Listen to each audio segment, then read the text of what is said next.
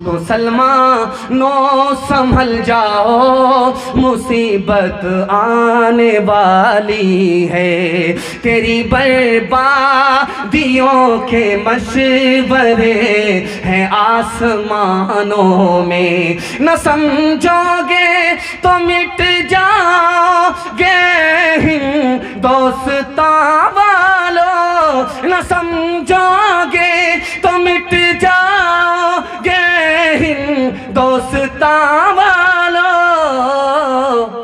तुम्हारी दास्तां तक भी न होगी दास्तानों में। तुम्हारी दास्तां तक भी न होगी दास्तानों में। बाबर बादशाह ने इस हिंदुस्तान में 2 बार हमला किया है। पहली बार जब हमला किया वो नाकाम हुआ। दूसरी बार जब हमला किया बाबर ने तो हिंदुस्तान को फतह कर लिया। और हिंदुस्तान में हुकूमत किसकी थी? इब्राहिम लोधी की थी। मुसलमान से हुकूमत को उसने छीना। मुसलमान हुकूमत करता था और बाबर ने मुसलमान पर हमला किया 2 बार। पहली बार वो नाकाम हुआ, दूसरी बार जब हमला किया तो कामयाब हो गया। जानते हैं पहले सराय चलता था, जो होटल होता था, उसमें एक बुढ़िया थी, खाना पकाती थी, होटल चलाती थी। बाबर जब आया मुंह ढक करके, भेष बदल करके जब उसमें आया तो उस बुढ़िया से कहा कि अम्मा खिलाओ पका करके। बुढ़िया ने कहा कि नमक मिर्च मसाले वाली चीज़ तो मैं बना नहीं सकती, खिचड़ी बना सकती हूँ। तो खिचड़ी बना करके जब प्लेट में बाबर को दिया गया तो बाबर ने बीच से लुकमा उठाया। उस बुढ़िया ने कहा तुम बाबर हो? बाबर ने कसम दे करके कहा कि अम्मा मैं वाकई बाबर हूं, लेकिन तुमको कैसे पता चला कि मैं बाबर हूं? कहा बाबर बीच से हमला करता है, तुमने बीच से लुकमा उठाया, यहां से मैंने अंदाजा कर लिया कि तू ही बाबर है। कहा सुभान अल्लाह। जब बाबर उसका नाम पता लेकर के चला गया, दोबारा जब हमला करके इस मुल्क का बादशाह बन गया तो कहा कि उस औरत को ढूंढ करके लाओ जिसने मुझे लुकमा देख करके मुझे पहचान लिया था। इतनी ज़हीन, इतनी पढ़ी लिखी औरत को लाओ मेरे सामने। हो सकता है कि उसका बेटा भी वैसा ही ज़हीन हो, उसको वजीर बनाऊंगा, सिपह सालार बनाऊंगा, अपने बराबर की कुर्सी का मालिक बनाऊंगा। लोग उसको ढूंढ करके लाए। अकबर ने कहा, बाबर ने कहा कि तू वही बुढ़िया है?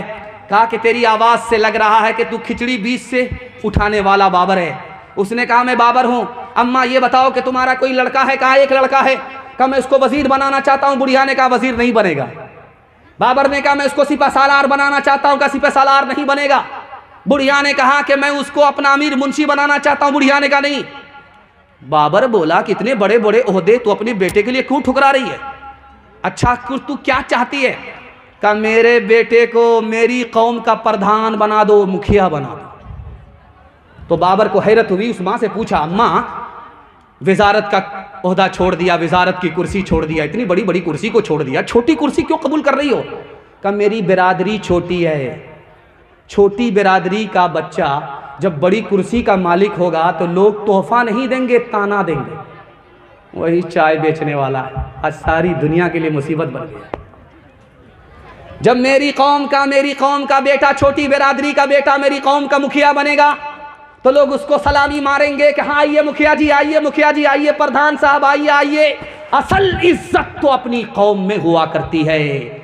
इसलिए उसने अपने बेटे के लिए बड़े बड़े ओहदे ठुकरा दिए, छोटे ओहदे को कबूल किया। मां से बढ़कर अपने औलाद के लिए बेहतर सोचने वाली कोई औरत हो नहीं सकती। एक जवान गाल पर हाथ रख करके नबी की मजलिस में बैठा हुआ है। जब किसी जवान को देखिए गाल पर हाथ है तो समझ जाइए बहुत बड़ा घोटाला करके बैठा हुआ है। अल्लाह के रसूल ने कहा वो जवान गाल पर हाथ है, कौन सा सदमा है? कहा या रसूल अल्लाह बहुत बड़ा गुनाह हो गया। कहा कितना बड़ा गुनाह हुआ? कहा आसमान से बड़ा। कहा कितना बड़ा गुनाह हुआ? कहा अर्श से बड़ा। कहा अरे कितना बड़ा ही गुनाह हो जाए, अल्लाह से बड़ा तो नहीं है। तो जवान ने ब्रेक मार करके कहा कि अल्लाह से बड़ा नहीं है। जब देखा अल्लाह के रसूल ने उस जवान का कलेजा फट रहा है खौफ के मारे, तो अल्लाह के रसूल ने कहा ओ जवान तू घबराता क्यों है? तुम्हारा गुनाह जो अर्श से बड़ा है, आसमान से बड़ा है, जमीन से बड़ा है, 1 मिनट में छोटा हो जाएगा, छोटा होकर के मोटा हो जाएगा, मोटा होकर के खत्म हो जाएगा, माफ हो जाएगा। ये बताओ, पहले मेरे सवाल का जवाब दो, तुम्हारी माँ जिंदा है, तुम्हारे बाप जिंदा है? जवान बोला सुभान अल्लाह, माँ भी जिंदा है, बाप भी जिंदा है। अल्लाह के रसूल ने फरमाया कि दौड़ करके माँ की खिदमत में जाओ, माँ के पांव पकड़ो, दौड़ करके बाप की खिदमत में जाओ, बाप की दाढ़ी को पकड़ो, माँ बाप से अपने गुनाह की माफ़ी के लिए दुआ कराओ। तुम तो अपने माँ बाप को बहुत बड़ा नहीं समझते, लेकिन माँ बाप का रुतबा कितना बड़ा है।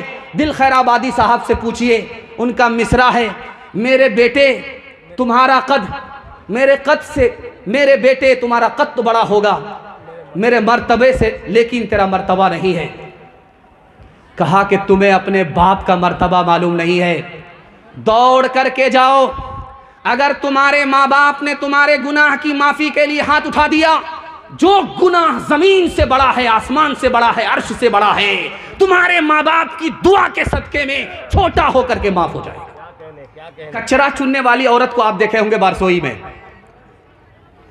कचरा चुनने वाली औरत साल हा साल नहाती नहीं है वो, और उसका कपड़ा ऐसे सिया होता है जैसे लगता है कि कोयले के कान से निकली है, और उसके जिस्म में बदबू 500 मीटर दूरी से उसके जिस्म से बदबू ऐसे फैलती है, ऐसा लगता है कि गटर खोल दिया गया।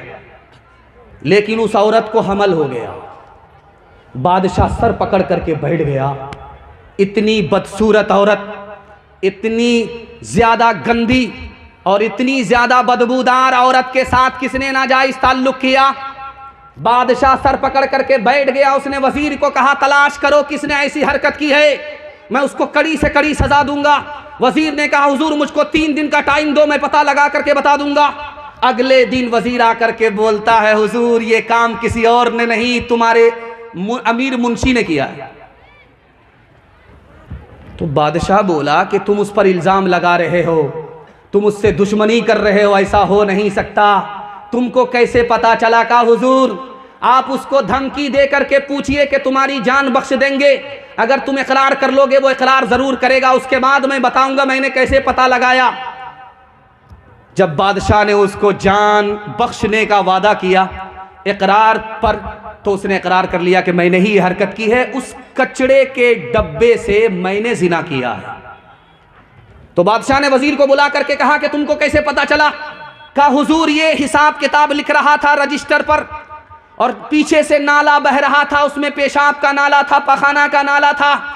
जब रोशनाई खत्म हुई, पानी की जरूरत पड़ी, तो इसने उसी नाला का पानी उठा लिया। मैंने यहां से महसूस किया कि जो आदमी तबीयत का इतना गंदा है वही ऐसी गंदी हरकत कर सकता है। नेकियां तेरी तराजू में तुले या न तुले, दाग फिर तेरे गुनाहों के धुले या न धुले, दाग फिर तेरे आज ही कर ले गुनाहों से तू अपने तौबा, आज ही कर ले गुनाहों से तो अपने तौबा। अल्लाह जाने कल तेरी आँख खुले या न खुले, अल्लाह जाने। बस आखिरी पैगाम मर्दों के हवाले से, इत्तिहाद और इत्तिफाक के हवाले से मैं सुन रहा था। मेहमान खाने में के दिल साहब ने कहा कि हर मसलकी झगड़े को ख़त्म करो, ये मुसीबत की घड़ी है, एक हो जाओ। मुझे बड़ा अच्छा लगा। मैं सोचता हूँ कि उनके मौजू को छू करके मैं निकल जाऊँ। उन्होंने मिसरे में पेश किया, मैं मसाला बना देता हूँ। आप लोग आँख फाड़ फाड़ करके मुझको ऐसे देख रहे हैं, मुझको डर लग रहा कहीं आपकी नज़र न लग जाए, लेकिन मैं भी चालाक आदमी हूँ, दम करके बैठा हूँ और काला सोटर मैंने पहन लिया है। लगाइए कितनी नज़र लगाते हैं, ध्यान से सुनिएगा, जल्दी से निकल जाएगा। अमीर मुआविया रज़ी अल्लाह अन्हु, दुआ कीजिए अल्लाह उनकी कब्र को नूर से भर दे। उनके दरवाजे पर एक साइल आवाज़ लगाता है कि कह दो अमीर मुआविया रज़ी अल्लाह अन्हु से उनका भाई आया है। अमीर मुआविया रज़ी अल्लाह का, मैं इस आदमी को तो पहचानता नहीं हूँ, कैसे बोल रहा भाई हूँ। जब वो अंदर आया तो अमीर मुआविया रज़ी अल्लाह अन्हु ने पूछा कि तुम मेरे भाई कैसे हो? तो वो चालाक आदमी था, चूना लगाने के लिए आया था। वो बोला कि आदम और हव्वा की औलाद आप भी हैं, आदम और हव्वा की औलाद हम भी हैं, तो भाई हो गए आपके। अमीर मुआविया रज़ी अल्लाह अन्हु को समझ में आ गया कि ये होशियार भिखारी है, ये चूना लगाने के लिए आए। तो अपने खजांची से कहा कि इसको सिर्फ 1 रुपया दो, 1 रुपया से ज़्यादा मत दो। जब उसको 1 रुपया भीख में मिला तो बोला कि इतना कम। तो अमीर मुआविया रज़ी अल्लाह अन्हु साहबी कितने ज़हीन थे, कितने ज़रीफ़ थे, उन्होंने कहा कि मैं अपने तमाम भाइयों को अगर दुनिया में देने लग जाऊं जो आदम और हव्वा की औलाद हैं, तो तुम्हारे हिस्से में ये भी नहीं आएगा, एक एक अन्नी आएगी। सर सैयद अहमद खान साहब का आपने नाम सुना? दिल भाई की ज़बान में अल्लाह ने बड़ी तासीर रखी है, जैसे सोहराब साहब चापदानी की ज़बान में तासीर रखी है। ये मिसरा गुनगुना रहे थे, आप माल सदका कर रहे थे। अल्लाह आपकी सखावत को कबूल फरमाए, आपके सदक़े को कबूल फरमाए। ध्यान से सुनिएगा, जल्दी से निकल जाएगा। सर सैयद अहमद खान साहब बस्ती में आए चंदा लेने के लिए, अलीगढ़ मुस्लिम यूनिवर्सिटी के लिए। तो एक आदमी ने कहा कि हाथ फैलाओ। उन्होंने हाथ फैलाया तो पैसा देने के बजाय उन्होंने थूक दे दिया। सर सैयद अहमद खान साहब का ज़र्फ देखिए, उन्होंने उस थूक को हाथ से मल करके चेहरे पर मलते हुए कहा कि वाह साहब, आपने जो दिया आज तक किसी ने नहीं दिया, सबने तो जेब से निकाल करके दिया, आपने तो मुंह से निकाल करके दिया। वो आदमी मारे शर्म के पानी पानी हो गया। वो बोला कि मैं आपका इम्तिहान लेना चाहता था, आपको शर्मिंदा करना नहीं चाहता था। उस आदमी ने उस वक्त 1 लाख रुपया चंदा दिया। उसी चंदे से सर सैयद अहमद खान साहब ने अलीगढ़ यूनिवर्सिटी को ज़मीन से लेकर के आसमान तक पहुंचा दिया। जब सर सैयद अहमद खान साहब अलीगढ़ यूनिवर्सिटी को लेकर के खड़े हुए तो लोगों ने बदनाम करना शुरू किया। गोरखपुर के एक आलिम चले गए मक्का, सर सैयद अहमद खान साहब के खिलाफ कुफ्र का फतवा लेने के लिए चले गए। सर सैयद अहमद खान साहब को जब पता चला कि मेरे खिलाफ कुफ्र का फतवा लेने के लिए गोरखपुर का आलिम चला गया है, तो उन्होंने कितनी प्यारी बात कही।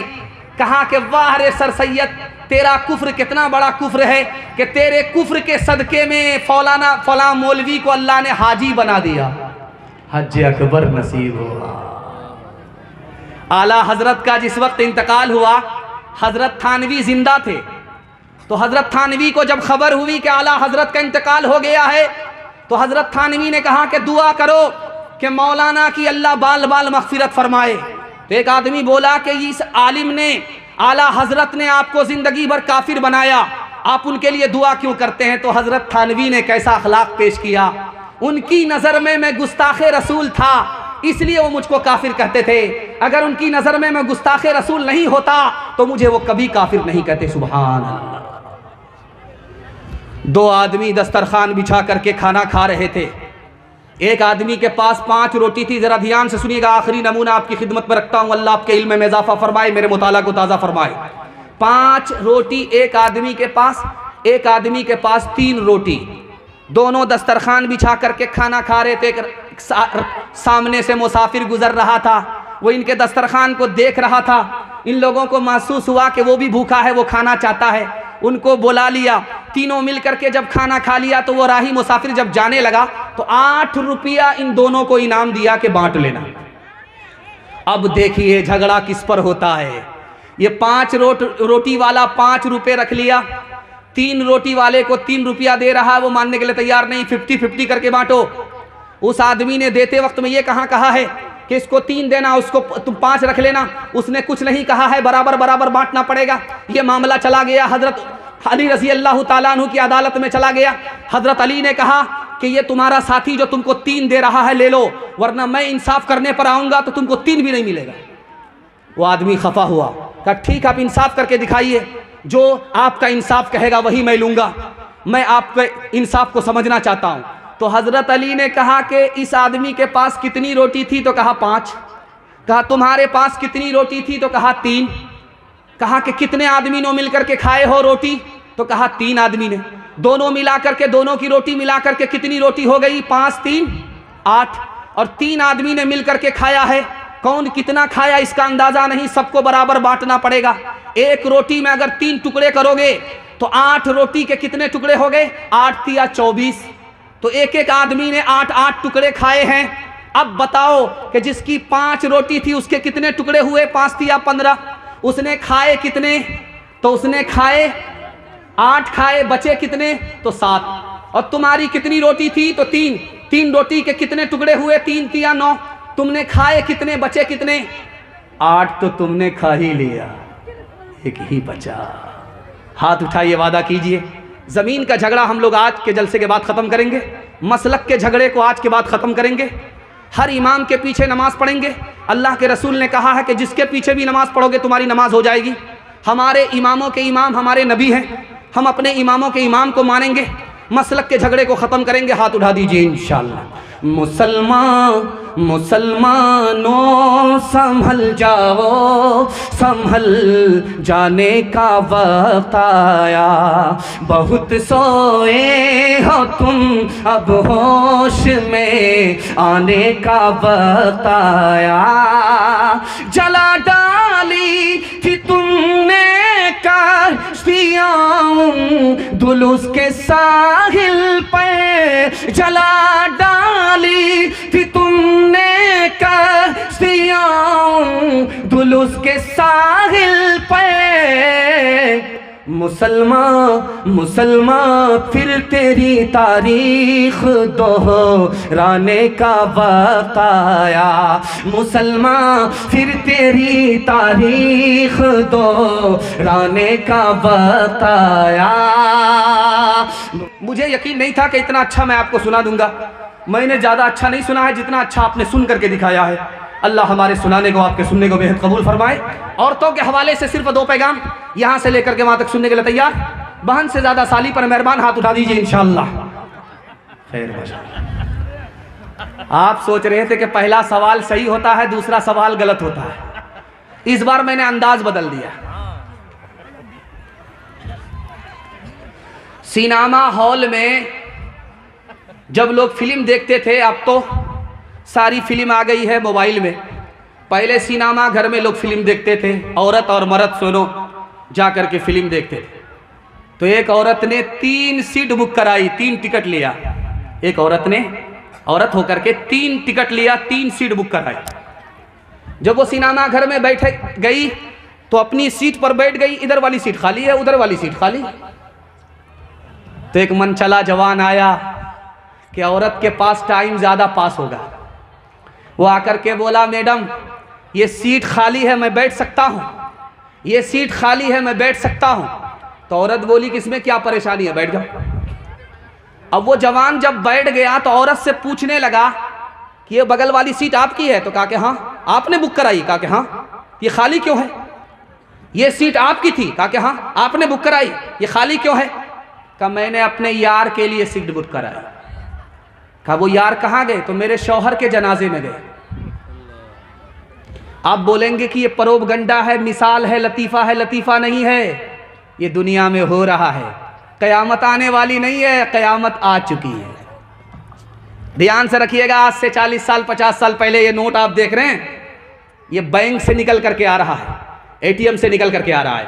लेकिन 40 साल 50 साल पहले ये बैंक से नहीं आता था, एटीएम से नहीं निकल करके आता था, घर में रहता था, घर में उसकी हिफाजत की जाती थी, चौकीदार रखा जाता था, ताले लगाए जाते थे। लेकिन 40 साल 50 साल के बाद रिवायत बदल गई, घर की दौलत घर से निकल करके बैंक पहुंच गई। आप जो देख रहे हैं, इधर जलसे का पिंडाल है, उधर मेला है। मेले में देखिए मर्द कम है, औरत ज्यादा है। औरत मेले में नजर नहीं आती थी आज से 40 साल 50 साल पहले, घर के अंदर होती थी। उसकी जरूरत पूरी करने के लिए उसके घर का मर्द घर से निकलता था, बाजार से उसकी जरूरत का सामान खरीद करके उसको ला करके देता था। औरत घर में रहती थी। 40 साल के बाद घर से औरत निकली, बाजार गई, आबरू अलग गई, ईमान अलग गया। 3-3 लाख मुसलमान लड़की गैर के घर भाग गई, ईमान अलग गया, आबरू अलग गई। औरत कम गुनहगार है, घर के मर्द ज्यादा गुनहगार। आप चले जाइए मस्जिद में, तो मस्जिद में एक ताबूत नजर आएगा। पहले लकड़ी का ताबूत होता था, बहुत भारी होता था, अब लोगों ने उसको हटाया। अब स्टील का ताबूत आता है, तो वो भी भारी है, 4 आदमी को लेकर के उठाना पड़ता है। और जब मुर्दे को दफन कर दिया जाता है तो वहां से 4 आदमी उसको कंधे में उठा करके लाते हैं। मैं आपको इससे निजात भी दिला रहा हूं, रबड़ वाला ताबूत मंगाइए दिल्ली से, स्टील के अंदर रबड़ होगा। जब आपका मुर्दा दफन कर दिया जाएगा तो उसको लपेट दिया जाता है, एक ही आदमी वहां से उठा करके ले आएगा। इतना बेहतरीन ताबूत है कि आपका 10 से 20 हज़ार रुपये खर्च होगा। आप यहां से दिल्ली बुक कराइए, दिल्ली से वो ताबूत आएगा, 4 आदमी उठा करके आप ले जाएंगे, वहां से 4 आदमी उठा करके उस ताबूत को लाएगा नहीं, एक ही आदमी मोड़ मार करके उसको ले आएगा। तो आप देखेंगे कि जनाजे का ताबूत जनाजे का रखा रहता है मस्जिद में, तो आप देखिएगा जब उसमें मुर्दा मर्द होता है तो खुला होता है ताबूत, ढका हुआ नहीं होता, खुला होता है।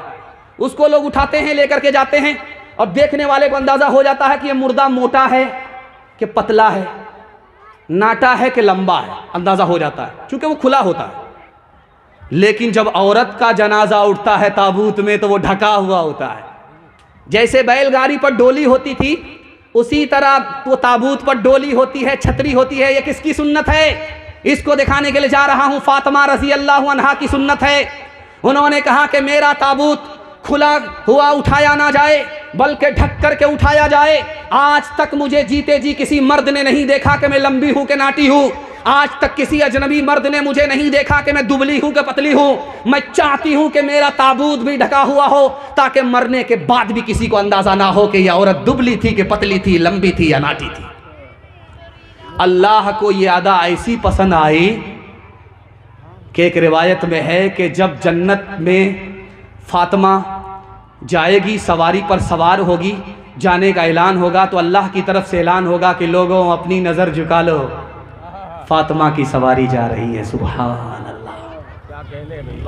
शादी के 3 ही महीने में औरत को बच्चा हुआ तो मर्द घबरा करके कहता है कि वक्त से पहले बच्चा हो गया। 9 महीने में बच्चा होता है, 3 ही महीने में बच्चा हो गया। तो औरत कहती है जब वक्त पर शादी ही नहीं हुई तो वक्त पर बच्चा कहाँ से होगा? वो हया की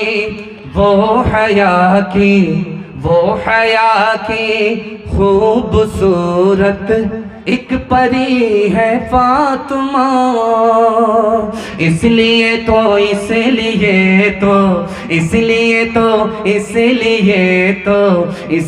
तो शब को दफना ही गई है फातिमा। मोमिनों से हक ताला हश्र में फरमाएगा, मोमिनों से हक ताला हश्र में फरमाएगा। अपनी नजरों को झुका लो, अपनी नजरों को झुका लो, आ रही है फातिमा। कबूलियत की घड़ी में मैं अपनी माँ बहनों के वास्ते दुआ करता हूँ, अल्लाह इनके ईमान की आबरू की कदम कदम पर हिफाजत फरमाए।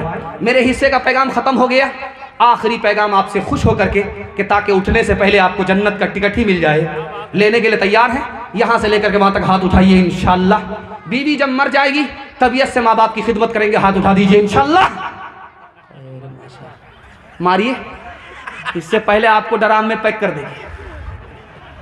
क्या बात है, बहुत खूब। पहली बार लड़की आई मैके से ससुराल, इस मजनू के कान में फूंक मारी, इसका किबला बदल गया। वो इसराफील की फूंक कैसी थी उसको सुनाता हूं, पैगाम को ख़त्म कर रहा हूं। औरत ने पहली बार ससुराल आकर के शौहर के कान में कहा, मैंने तुम्हारी खातिर माँ बाप को छोड़ा, रिश्तेदार को छोड़ा, दोस्त अहबाब को छोड़ा, सबको छोड़ा, बस्ती को छोड़ा, गांव को छोड़ा, तुम मेरी खातिर अपने माँ बाप को नहीं छोड़ सकते। इस मजनू ने कहा कि तुम्हारी खातिर तो सारा जहान छोड़ सकते। अगले ही दिन अपने घर से माँ बाप को निकाला, किराए के मकान में डाल दिया। इतना बड़ा सितम मत कीजिए वरना मौत से पहले अल्लाह जन्नत से महरूम कर देगा। हाथ उठाइए, वादा कीजिए। माँ बाप जिंदा हैं, खिदमत करेंगे।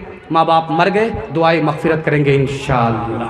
मुस्तफ़ा मुस्तफ़ा बोलो, बोलो सल्ले अला, बोलो बोलो बोलो सल्ले अला, बोलो। एक दिन नबी ने हल्क़े अस्हाब में ये लफ्ज़ दोहराए 3 बार के नाकुस की कट गए। अस्हाब पूछते हैं वो बदबख्त कौन है, तौक़ीर जिसकी आपकी नज़रों में घट गए। इरशाद यूँ हुआ कि वो औलाद ना खलफ, घर जिसके जन्नत आ गई फिर पलट गई। माँ बाप का बुढ़ापे में जिसको ना हो ख्याल, उस नासईद औलाद की किस्मत पलट गई। मुस्तफ़ा मुस्तफ़ा बोलो बोलो सल्ले अला, बोलो बोलो बोलो सल्ले अला, बोलो। 3 वादे पर खड़े हो जाइए, जिंदगी भर के लिए जलसा कामयाब होगा। हाथ उठाइए, वादा कीजिए अल्लाह की इबादत करेंगे इंशाअल्लाह, रसूलुल्लाह की इताअत करेंगे इंशाअल्लाह, मखलूक की खिदमत करेंगे इंशाअल्लाह। न किताबों से नवाजों से नज़र से पैदा, दीन होता है बुजुर्गों की नज़र से पैदा। नहीं सीखा इन्होंने दीन रहकर शेख के घर में, पले कॉलेज के चक्कर में, मरे साहब के दफ्तर में थे, केक के चक्कर में तो रोटी भी गई, बड़ी शेख की ताक में थे तो छोटी भी गई, न मानी बात वाइस की थे, पतलून के चक्कर में तो लंगोटी भी गई। वाखिर दावाना अनिल हम्दुलिल्लाहि रब्बिल आलमीन।